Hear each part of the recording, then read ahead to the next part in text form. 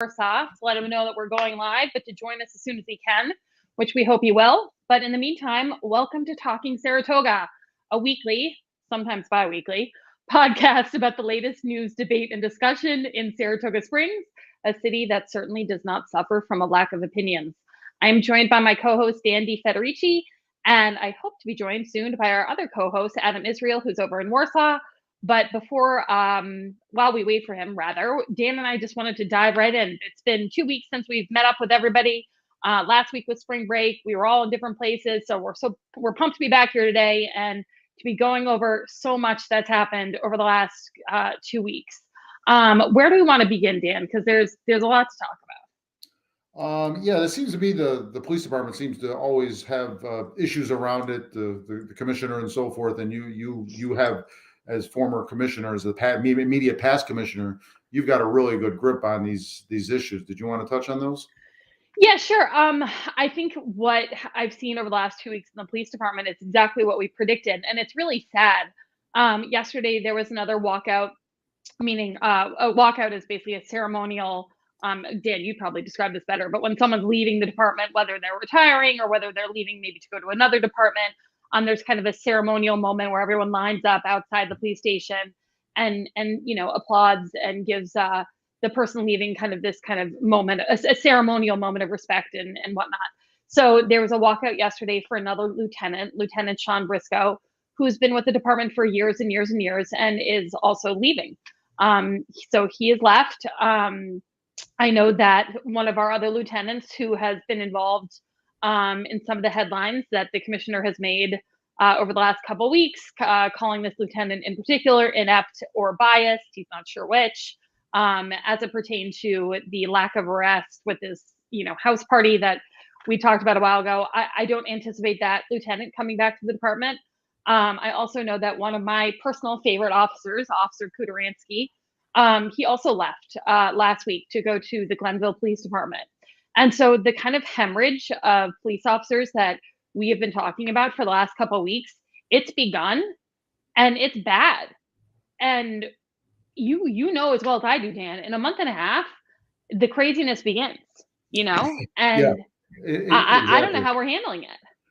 In the police department, it's always important in the community, but this day and age, both with the social issues that are going on, as well as you said, with summer, we're exactly 2 months and 16 days, I believe, from track season. And there was a time when summer started a track season, but that was 40 years ago. Now it starts in about 2 weeks, right? Yeah. You can feel it already in the traffic here. You can just sense it. People are excited. It's a good thing, right? Summer, Totally. Yeah, it gets annoying with the traffic and so forth. But to me, I'm excited to see Saratoga come alive out of the winter and so forth. But that creates issues for the police department. And these are momentous times for all police departments. So there's not really much room for error.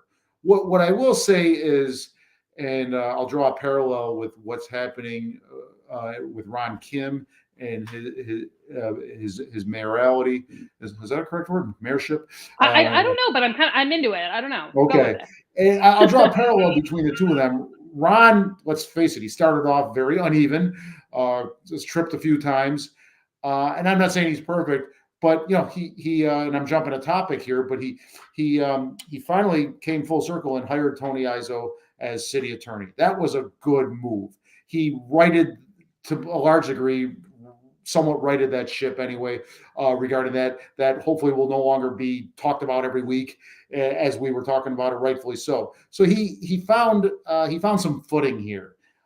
Jim Montanino is still tripping up, but I see a sign or two that maybe he's catching his footing, because there was an issue in the paper 2 weeks ago regarding that house party, and Jim Montanino said words I never heard him say before, and those were "no comment." Brilliant, Jim! Brilliant. I applauded him for that, and so maybe he is slowly finding his footing. I'm not letting him off the hook yet, but I don't want to beat him up when maybe he doesn't need to be. But there are problems. To your point, there are problems in this police department. Some of them came from Jim Montanino himself. The morale issue, it's as if he disregarded morale, almost a top-down 1960s Mad Men kind of theory of, I'm the boss and you'll like it, kid, is kind of how it was going. I'm hoping I'm hoping he is righting his ship. I don't know that. I see a little Yeah. sign, perhaps. Well, and of course, I have to completely disagree with you on a few things, Dan, already. But this is what we love about this show, guys, Yeah. is that like we create a space where we can disagree respectfully, and we kind of like love it actually when we disagree because we think healthy debate about all these issues is super important. So I'm going to say that hiring Tony Izzo was a no-brainer, right? Hiring him to be the city attorney was a no-brainer. He already was the city attorney. But the point is, we had two city attorneys. We had a full-time city attorney with Vince DeLeonardis, and then we had Tony Izzo doing 30 hours a week, probably more because everybody at City Hall is overburdened and underpaid, in my opinion. But so we had two basically full-time city attorneys. So Ron Kim has made the step to hire Tony Izzo back again to be the city attorney. Wow, yay, way to go, Ron. We're halfway to where we were before. Like, I'm not going to give the man praise for that, right? Okay, because we're only halfway back to where we need to be. And I know that there have been issues regarding insurance and litigation and vulnerability that the city has been put in right now that aren't being properly addressed because we don't have the proper legal counsel. And so, that's concerning to me. So I'm not going to give him like an attaboy for that. I'm going to give him a like, okay, you're getting back to a place of where we should have been come January 1. So there's that. Jim Montenegro, he's going to have to do a lot for me to lay off of him, because the fact of the matter is we have not made any new hires. There's new police officers. He said he was going to increase patrol officers. You can't do that unless you hire more people.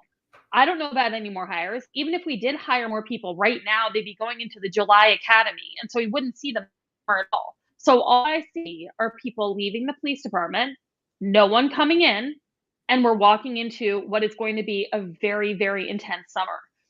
And I don't know if you saw this, Dan. This is kind of random, but I saw online. It was being tweeted up on Skidmore, which is where my youngest goes to preschool, and posters like all over Skidmore talking about how Skidmore students were potentially drugged at one of the bars downtown.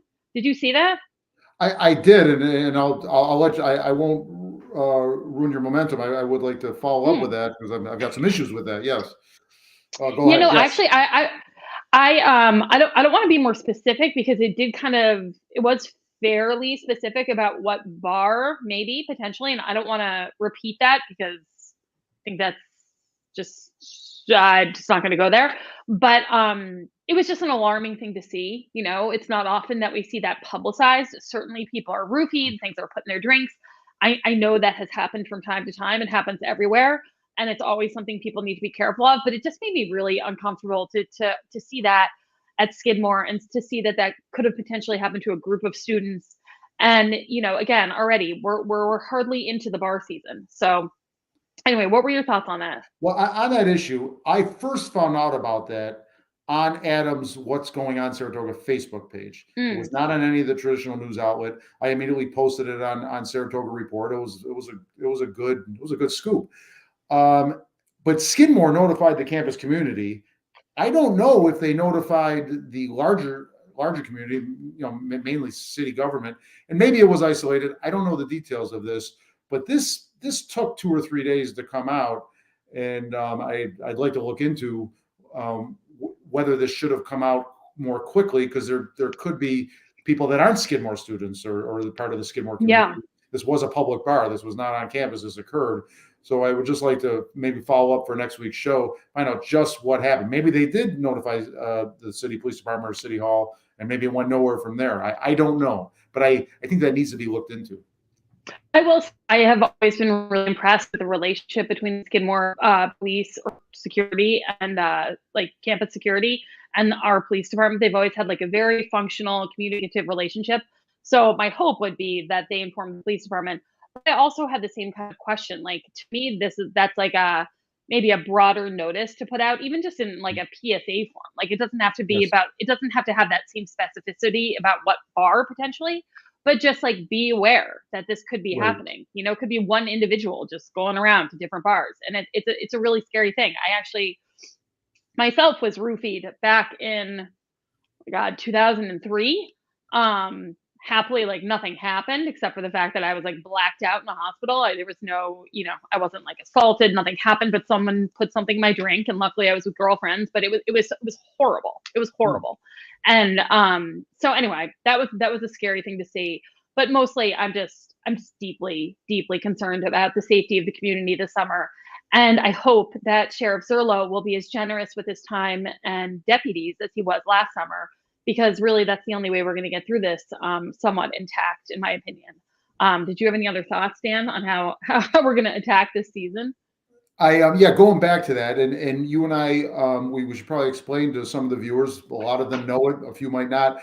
That if you go into your insane season, your crazy season, shorthanded, yeah, you can start off filling that with overtime and making it work.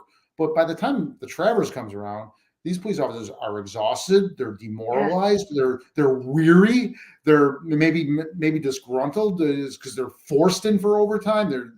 And that is part of police work, being forced overtime. But when it's day after day, and it's due to lack of planning, lack of hiring, poor management, leading to attrition losses.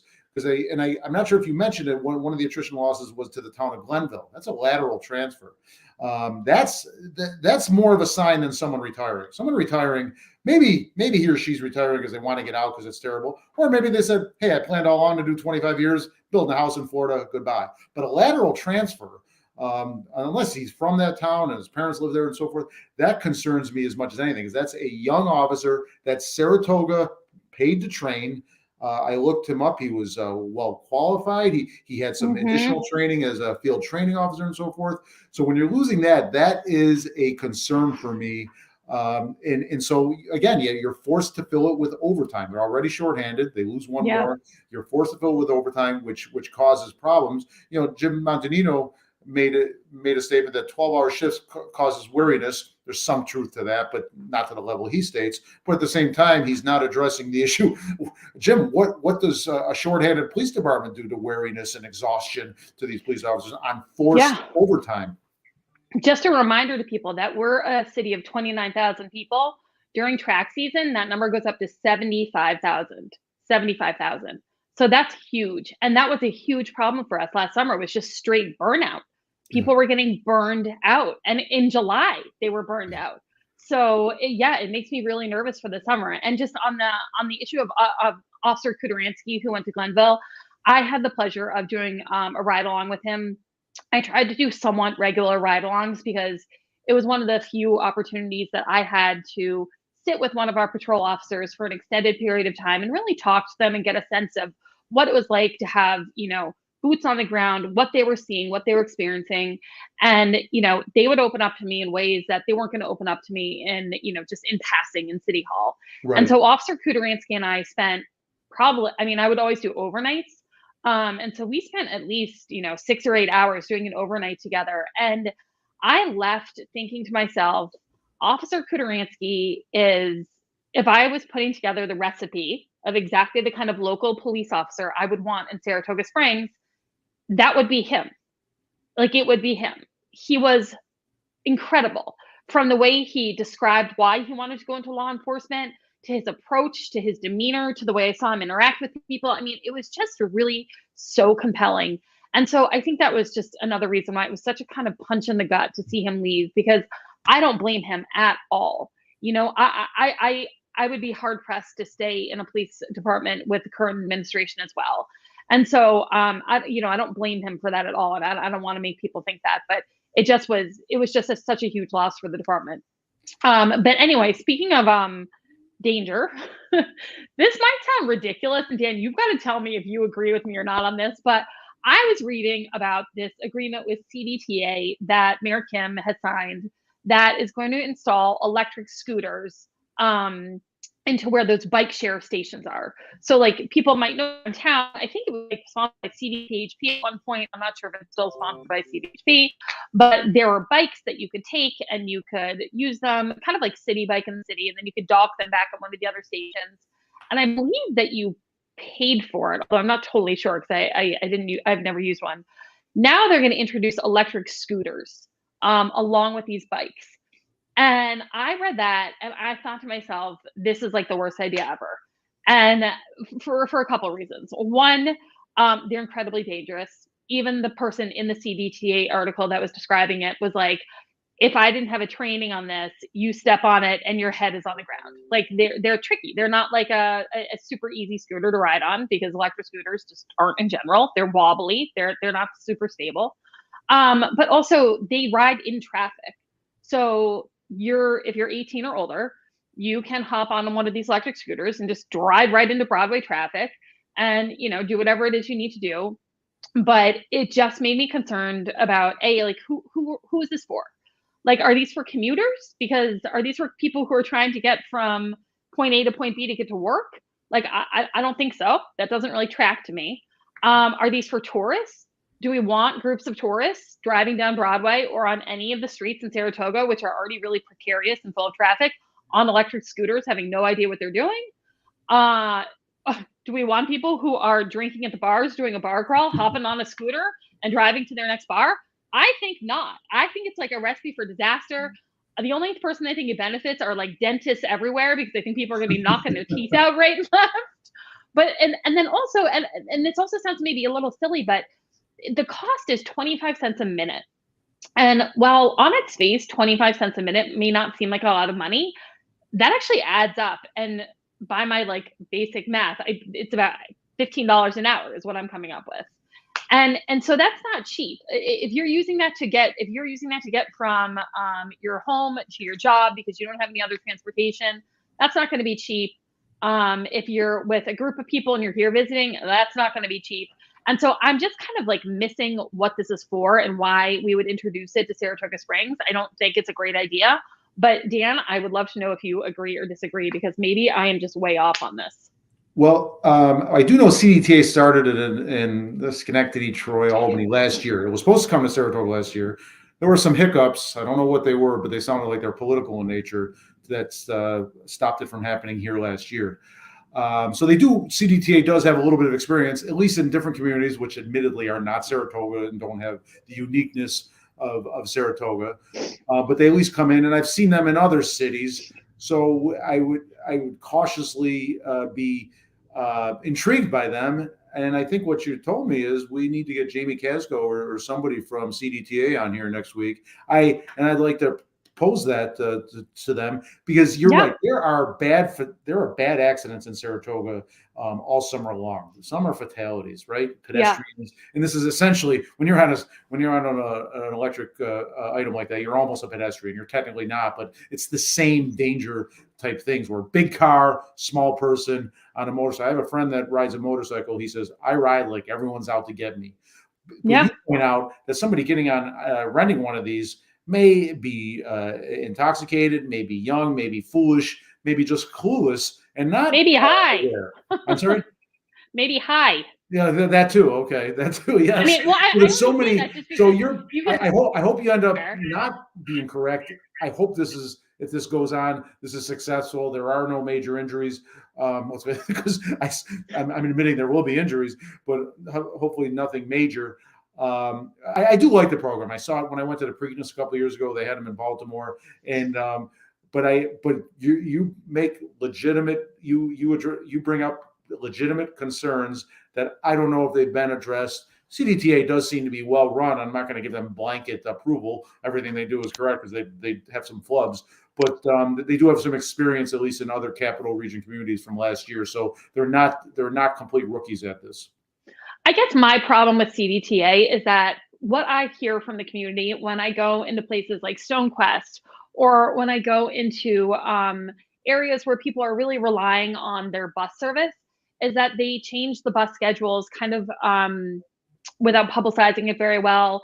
And people really struggle getting CDTA to function in Saratoga in a way that helps the people who really need it to get to work, to access medical care, to access social services. And so when I was in City Hall, I did call, I think, Carm Vasily Yes. a few times. I know that wasn't actually, it turns out that's actually, I think, under the purview of the mayor. So perhaps that's why I didn't get a call back. But at the time I was calling because they had taken away the bus stop that goes from Saratoga Springs to Ballston Spa and lets people off just before the social services. And so they had taken away one of those stops. People had to walk significantly further to get to the social services office. And I just thought, like, why would we remove a stop like that?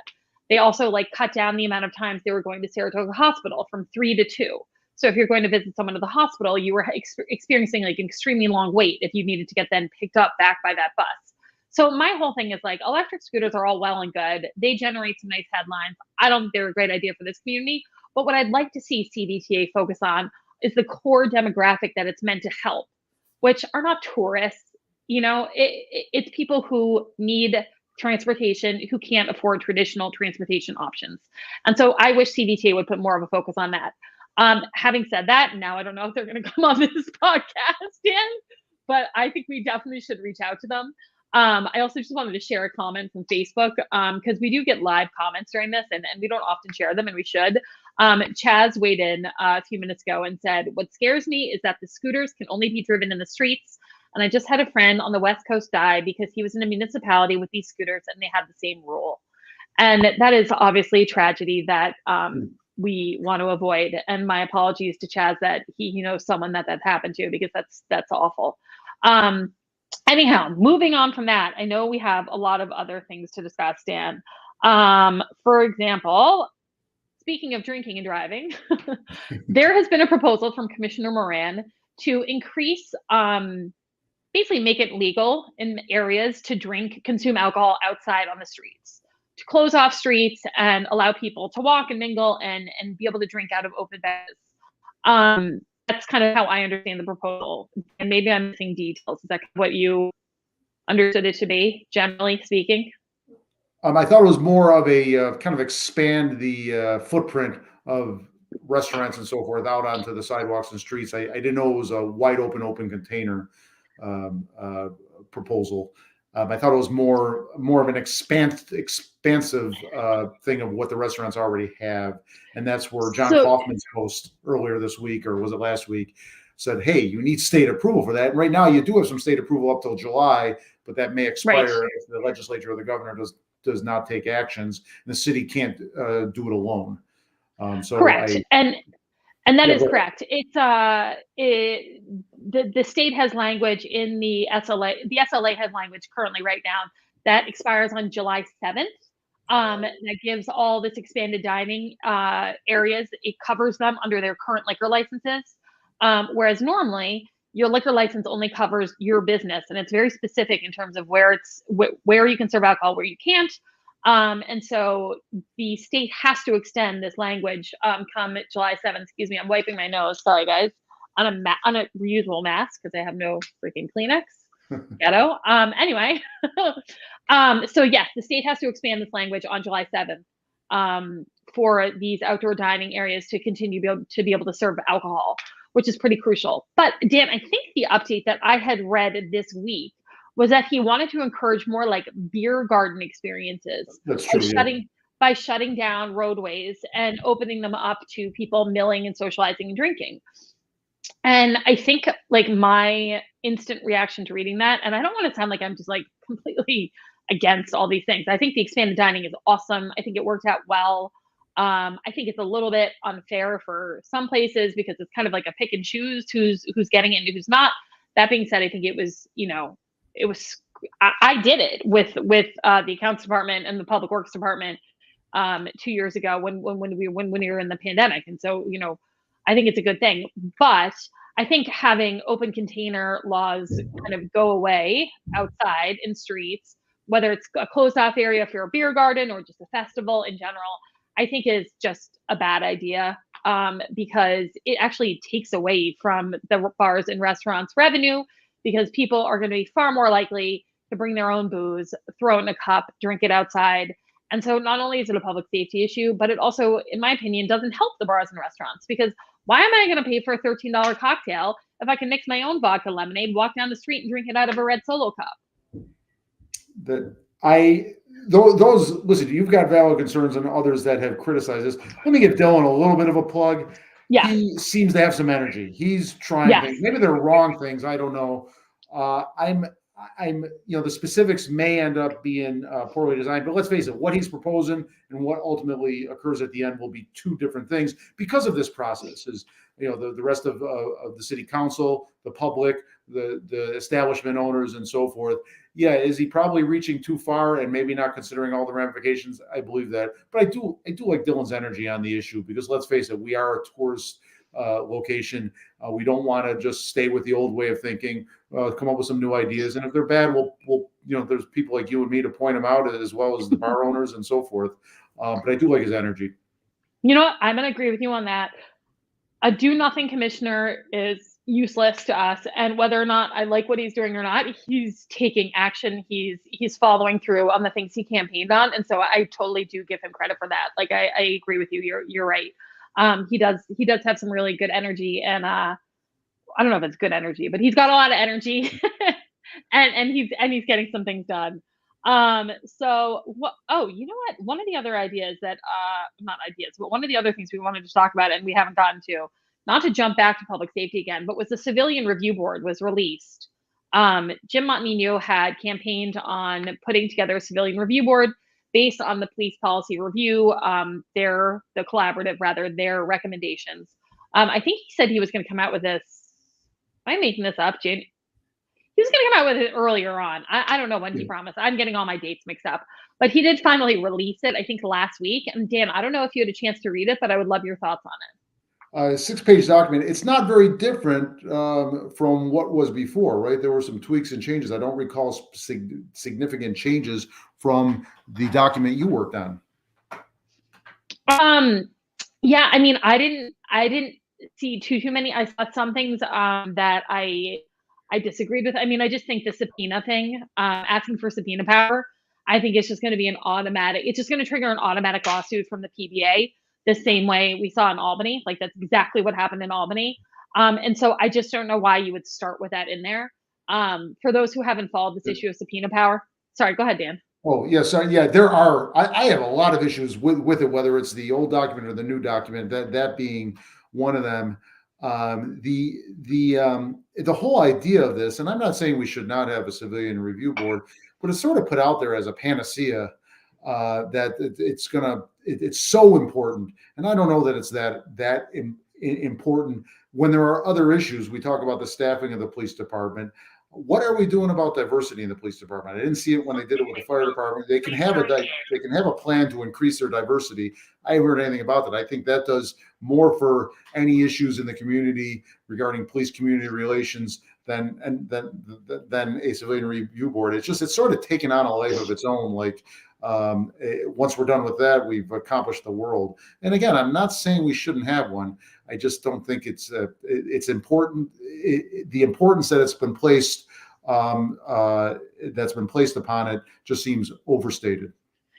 So I think my interpretation of what you're saying is that people look at civilian review boards as the end all be all for solving the issues between the community or parts of the community and the police department. And when I've done a tremendous amount of research on this, when I was in office, but even prior to that, because I grew up in New York City. New York City, Dan, as you know, was the birthplace of the Civilian Review Board in the 1970s. That's when New York City was the first municipality to start a civilian review board in the 1970s due to police corruption. And it was really necessary there, but that is a completely different scenario than the scenario we find ourselves in. But when you look across the country, the vast majority of civilian review boards fail. And they fail because they don't have buy-in from the different groups in the community that you need to have buy-in from. So what happens is that people seem to get really excited about it. Like their city's doing it, they have it, they've passed it, it's going to work. And then it doesn't work because, for various reasons, because they stacked it with activists, because the police department isn't on board, because the community isn't on board. There's a number of reasons, and it fails. And then everyone is so tremendously demoralized. And then where do you go from there? And I think our current system doesn't quite work for a couple of reasons. The civilian oversight comes just from the commissioner. And there isn't, one of the things we had kind of like worked on was we established a professional standards position. And so we had one of our lieutenants assigned to professional standards. And so we had started a workflow, a very specific workflow for how every complaint would be handled, a timeline, and a system such that if someone called me or got in touch with me, or complained anonymously or complained online, that was one of the things we also did. The complaint, if you want to complain, if you had an issue with a police officer, you can complain. You can file your complaint online anonymously. You can call anonymously. You can call the commissioner. So there were a lot of ways to kind of articulate the problem. But the timeline in which you were hearing back, and kind of how it was handled after that, was a little bit murky because every commissioner handled it differently. And so I thought that needed standardization, like that process needed to be standardized. And we were kind of on our way to doing that by establishing this professional standards position with one lieutenant. Of course, since the new administration has taken over, that person is subsequently gone. So there is no professional standards lieutenant anymore that I'm aware of, which I think is a real shame. Because even if this civilian review board does go forward, it's not going to go forward and be in action, up and running for a long time. So in And the you made a interim, I great don't know where it point. leaves us. You made a great point about the PBA. There are many issues in the Civilian Review Board proposal that the PBA will take issue with, and they have a legal right to do that based on civil service law, the collective bargaining agreement, and other things. So it could end up being a litigation nightmare for the city if they don't work with the PBA. And I'm not saying the PBA is going to block it. I don't know what they'll do, but I'm saying is they will. I have no doubt. I know this PBA, and they're a good police union. I know the law firm that represents the PBA very well, and they're a very good law firm.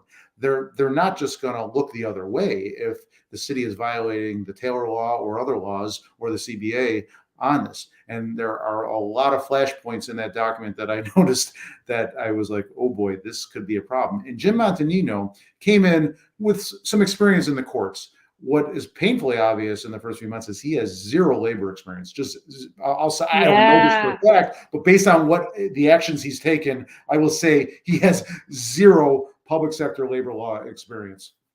I couldn't agree more. And one of the things I was going to try to inquire about or foil about are how many grievances have been filed against this current administration by the various unions. In public safety, I dealt with 7 different unions. In the 2 years I was there, we didn't have a single grievance. Really? That's impressive. Yeah, because we were going through such a tough time, and we just all knew that we had to work together. And so everybody made sacrifices to get us through, for example, the COVID crisis and the budget crisis. Like everybody, because everyone had brought the same intention and the same sincerity to the work they were doing.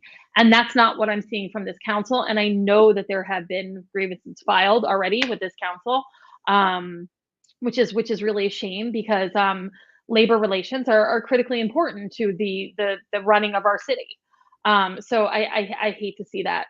In other news, I know we had a couple other things we wanted to talk about. Let's see. Oh, school board elections. So school board elections are coming up, right? They're coming up at the end of the month. Yes. I don't even know the exact day, which is embarrassing. I want to say May 25th, whatever. May 25th? I'm guessing. I just looked at it. The end of May, you're right. Well, so we wanted to let our viewers know, this is something Dan and I and Adam and I had talked about. We are going to be inviting all the school board candidates on to Talking Saratoga to do a special kind of edition of Talking Saratoga, where we just go around and ask some questions. Everyone will get the same questions, very basic, very not controversial, but just to inform people about the various candidates and what they stand for and what their platforms are. Because right now, I think there are 3 seats available, and I think there are 7 people running. So there's actually going to be it's going to be competitive. It's going to be a competitive school board election. And I think that people don't realize until it's a little too late how important it is to have their voice heard through their school board. And so I think it's an important election. It's an important thing for people to know about, and people should be informed in terms of who they're voting for. So I think we should be doing a Talking Saratoga school board forum. And Dan, I hope you are still on board with that idea. Yes. What I've seen in recent years, and it's probably true all over the country, but I've certainly seen it in Saratoga, that 30 years ago, school board elections, at least on the surface, were very different than the Republican Democratic battles in the community, in the municipalities. Now I see just clear alignments amongst ideologies and party lines and so forth, that it's essentially just, it feels like another city hall election. And you're seeing that already in this election. Yes. No, Dan, it is like crazy to me because the first thing I heard about the school board elections were the three candidates that the Democratic City Committee was endorsing. Yeah. And I'm like, why are how I mean, I was just perplexed. I mean, as a school board candidate, why you would go to the city Democratic Committee as your first stop to, coalesce your candidacy is like beyond me because this is not supposed to be political. And then for the city committee to be like totally down with it and to be supporting three people, they're supporting John Brueggerman, Natalia Latakia, who's also a part of the Saratoga the Democratic Socialists of America, the Saratoga chapter. Um, and then somebody named Martha something. I don't know the names. I'm sorry, I don't know Martha. I apologize. This is not personal. You just haven't been on the school board before, so I don't know your name. John Brueggerman and Natalia Latakia are both incumbent school board members already. They're already on the school board. I think there are some other candidates running. I do not believe they're aligned with any political party. I know Billy McCann is one of them. I've spoken to her, and she has no political affiliation, which was actually really refreshing to hear. And I believe there's someone named Ed Stickler running, although I haven't spoken to him. And anyway, I'm going to put up an email on her again, because if you are running and want to come on this forum, email info@talkingsaratoga.com. We will have a date in the next couple days, if latest the next week. And we're going to try to make it really close to the school board election, because I don't know, Dan, if you've had this experience, but in the past, I basically hear like crickets from my social circle about the school board election until maybe 48 to 24 hours before, if not the day of. And then they're like, Robin, who do we vote for? Who do we vote for? Who's running? And so I'd like to do it as close to the election as we can. Yeah. This year, though, I think it's going to be a little different. I sense a lot of energy. I think the month of May is going to be interesting for these elections. They've always been, years ago, they were sleepy affairs. Maybe 2% voted. I don't know what the percentages were. And I'm not predicting record-breaking turnout. But what I am saying is that I think there's going to be a lot of door knocking, flyers at the door, more than you've seen in past years. I just sense it. I don't know that for a fact. I just sense this could be, at least comparatively, relatively, a robust season in May for the school board elections. And for anyone who's interested in the school board elections, or for anyone who's running for the school board, I'm just going to put in a little plug here for Saratoga Sponsor a Scholar. Saratoga Sponsor a Scholar, we have a Derby party. That's our annual fundraiser. It funds all of our scholars, and it's next Saturday. It's on Derby Day. Today is the last day to buy tickets. Tickets are almost sold out. So just Google Saratoga Sponsor a Scholar and you will see the Derby Day party information. But if you're interested in the school, if you're involved and you want to support kids in our Saratoga Springs High School who fall under the federal poverty, they have to qualify for the federal free lunch program to be eligible for this program, and have a commitment to working hard in their academic life and going to college. And these kids are incredible. The Sponsor a Scholar kids are just unbelievable. They inspire me every day. And virtually, I think like 98% of your donation goes to our organization, because we're an almost all volunteer board. And so it's a great party. It's $125 a ticket. Open bar, kids. Open bar for $125 a ticket. Tons of food, 4 to 8 o'clock at the lodge. You can wager, you can bet, you can socialize, you can watch all the races. It's awesome. So anyway, just had to put a little plug in for that. That was a beautiful, brilliant segue into something near and dear to your heart. Wow, we could do this for 10 years. I don't think that'll ever be outdone. And I'm sorry, Adam, I wasn't here to see it. But good for you, Robin. When you and I first met, you may not remember this. You talked about when they were going to put a Code Blue location right near your house on Caroline Street, and you were all fired up against it, but then you started investigating it, and then you joined the board, I think, for Code Blue, or one of the homeless organizations, and you learned about the homeless problem, and you've got a big heart. I'm honored to be associated with you. Thank you, Dan. That is very kind. Yes, Code Blue, that was exactly how that happened. And Code Blue ended up being like one of the best things that ever happened to me on our street, believe it or not. But that's a story for another day. In the meantime, I thought we'd wrap up and do some cheers and jeers. What do you think? Yes, and I had a wonderful cheer, and I have a note here, cheer dash, and I don't have it. Can I go to you to start? Yes, you can go to me to start. Okay, so my cheer for the week. I know this is pretty a little personal, but my cheer for the week is my mom, and I'll tell you why. My mom, my mom reads the New York Post every day. She lives in Manhattan, and there was a conversation, ironically, about electric scooters and electric vehicles and wanting to increase electric vehicles in Manhattan. And she wrote a letter to the editor in the New York Post and had it published immediately. And for New Yorkers, getting your letter to the editor published in the New York Post is really kind of exciting, however you feel about the Post. I know it's not all real news in the Post, but it's something that we love. And so I got to give a cheer to my mom because she was so pumped about it. We were so pumped about it. And it was awesome seeing her name in print in her letter to the editor in the Post. So like, yay, mom, love you. You're awesome. My jeer for the week. Um, you know what? I actually don't really have a jeer for the week, only because last week being spring break, I honestly needed to like turn off Saratoga for a week. It can be really all consuming here in terms of politics, and so I just needed to take a little break. And so I guess, and so because of that, I have no jeer. There it is. My cheer, and this is one I know is gonna be near and dear to your heart.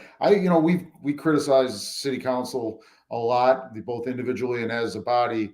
The way they have honored Skip Scirocco, our Mm, public works commissioner that passed away. Just it still freaks me out that he died this month. Like here we are, he's alive at the beginning of the month. By a third of the way through the month, they're having a wake and funeral for him. Then a few days later, they're naming buildings after him, appropriately so. That is my cheer that they are honoring Skip Scirocco by naming the music hall. And I did not know he was a musician. Robin, you knew him personally, and yeah, you adored him. I think from what you've told me. I did. I I did. And I can't talk about it too much. I'll start crying. I'll get you off the hook there. So from someone looking from a distance, I knew Skip ever so slightly. He did buy an ad from Saratoga Report when he ran last fall. Not that he needed to. He was a great vote getter. He was old school politician. I really was amazed by some of the things he did. But kudos to this city council for honoring him, and they seem to be it seemed to be a very fair approach to finding his successor, right? They're not they hired a former city commissioner to lead it. I know you've got your personal feelings on that, but for me, again, looking from a Yeah. distance, it looks like they're going about this methodically. Maybe in the end, it's a political decision, but at least at the beginning, it doesn't look, like a sham. You know what? That is a great topic to talk about next week. For me, it's like a little too soon still to talk about. I just like can't talk about his replacement yet. But next week, let's talk about it, and hopefully Adam will be back, and we can have a robust discussion about Okay. how they're approaching it. And also Okay. next week, I think it's a city council meeting on Tuesday, right? Should be first and third, right? So yes, but I Yeah, still didn't yeah. get a jeer in. You got to let me get my jeer in, and Oh, sorry, your jeer. Sorry, I'm my going to bad. rehash an old jeer because now it's closed. The Price Chopper on Railroad Avenue, Oh, and I I'm know. really, and as you know, you're not far from there. My office is not far from there. I'm really bummed by that personally. It's selfishness that I'm giving. I'm not a Price Chopper fan anyway, as I said on the previous show, but I'm bummed personally. But there are a lot of people that relied on that Price Chopper, and no matter how. And I saw online on Adam's page people talk about, well, the 80-year-old woman can talk about, she has a way to get a ride to go to the Boston Avenue. No, that's very difficult for an older person when they're used to having it right there. So I'm sorry, one final jeer to Price Chopper, then I'll leave them alone on No, I'm closing with you. the downtown store that I thought was, and now it's real. It's gone. I And know. it's sad. I hope something great goes in there. We had a couple ideas what it might be, but right now it's empty. So I just have to tell you that I relied on that grocery store so much, and I'm not kidding. Every single day since it's been gone, I've been like, "Oh, I need more milk. Oh, I need more eggs. Oh, I need more whatever." And I go to start walking up, and then I'm like, "It sucks. It just sucks that it's gone. It really sucks. It's already like dramatically affected my downtown life, and that stinks. And I'm sorry, but I'm not going to walk to the Boston Avenue Price Chopper and back to pick up my, 2 bags of groceries that I need for the day, or my little, I've run out of Right. something for a recipe. I'm not walking to Boston Ave. I'm just not. It's too far. It would exactly. take me like it would. I Yeah, will try to, I feel guilty that I never go to Four Seasons. We try to eat healthy. We go to the other, the big ones out at the mall and so forth. But I never get there. It's just a little out of the way for me. But you know what? They're local. They support this community. I don't know them, but I'm going to make it a point to go to the Four Seasons store on Henry Street, right? yeah. And I've only been there maybe 3 times before. I'm going to try to start using that. Not as convenient. They don't have quite as many items as Price Chopper had, of course, but they are local, and God bless them. I want to support them. Yeah, I'm glad you brought that up. And I just want to say, I go there with some regularity. I think they're wonderful. I love them. They are a true health food store, though, and so for me with 4 kids, That's tough. financially, it's not feasible for me to like really shop there. But also, they just don't have the stuff that I. They have probably 20% of the stuff that I need. That's not to say that they don't have 100% of the stuff that other people need. They Right. also have really awesome prepared food. They have like one of the best paninis in like town. I like love it. So yeah, I fully encourage people to go to the Four Seasons on Henry Street as well. It's not going to take the place of my normal Price Chopper shopping, unfortunately, but it's an awesome, awesome business, and we should all be supporting it. So I'm really glad you brought that up, Dan. Great. Great. And also for everyone out there who thinks that Trader Joe's is going to come move into Market Center, you're dreaming, people. Trader Joe's ain't coming. It's not going to happen. Not going to happen. Okay, let's just How about stop Chick-fil-A? talking about it. Are we getting a Chick-fil-A here? Oh God, why am I the only person who like doesn't like Chick-fil-A? Well, we've got so many great independently owned places here that have way better chicken than Chick-fil-A, but it's such a topic of conversation. Like I couldn't help but joke about it. I know. It cracked me up. I'm afraid. I feel like saying I don't like Chick-fil-A. It's like saying I don't like the track. Like I feel like people are going to come after me. But there it is. Anyway, all right, Tim. Thanks for joining me. Love talking Saratoga with you as always. We miss our friend Adam in Warsaw, but we know he is in Poland. He's doing incredible work over there, and oftentimes, shockingly, their internet is not. His internet is a little spotty. Yes. So we missed him today, but we hope to see him back next week. We will be back next Wednesday to discuss everything that happens at next Tuesday's City Council meeting and more. So we will see you then. You can check out this podcast on YouTube, Facebook, Twitter, Spotify, Anchor, all over the place. Saratoga Report. And Saratoga Report, of course, where we're streaming live right now. Yes. All right, sir. Thank you so much, Dan. Thank you for watching, folks. Thanks, Robin, for running the show. Bye. Of course.